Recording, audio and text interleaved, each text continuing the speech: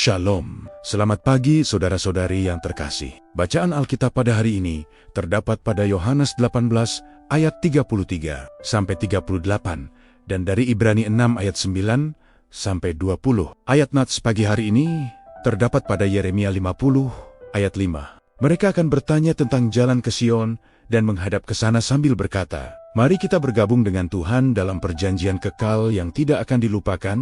Dan dari 2 Petrus 1 ayat 5-7 renungan hari ini. Hidup yang bertumbuh dalam iman.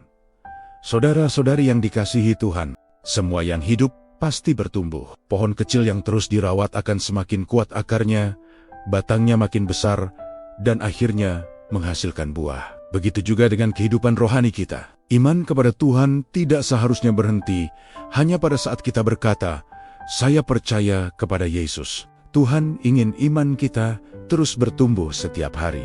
Bertumbuh dalam cara berpikir, dalam sikap, dalam perkataan, dan dalam kasih kepada sesama. Firman Tuhan dalam Yeremia menggambarkan umat yang rindu kembali dekat dengan Tuhan. Mereka berkata, "Mari kita bergabung dengan Tuhan dalam perjanjian kekal." Artinya, mereka ingin hidup setia bersama Tuhan, bukan hanya sesaat, tetapi selamanya. Sementara itu, Petrus mengingatkan bahwa iman harus terus berkembang. Bukan hanya percaya, tetapi juga belajar hidup benar, sabar, menguasai diri, tekun, dan penuh kasih. Karena iman yang sejati akan terlihat dari perubahan hidup. Saudara, saudari, kadang kita ingin hidup rohani yang kuat, tetapi kita lupa untuk bertumbuh. Kita ingin damai, tetapi jarang berdoa. Kita ingin dekat dengan Tuhan, tetapi jarang membaca firman. Kita ingin menjadi berkat, tetapi masih sulit mengasihi orang lain. Padahal, pertumbuhan rohani tidak terjadi secara instan. Sama seperti tanaman membutuhkan air dan sinar matahari setiap hari. Iman kita juga membutuhkan hubungan yang terus-menerus dengan Tuhan. Lewat doa, lewat firman Tuhan, lewat ketaatan, dan lewat proses kehidupan. Hari ini Tuhan mengingatkan bahwa Dia tidak mencari orang yang sempurna. Tuhan mencari hati yang mau terus dibentuk dan bertumbuh.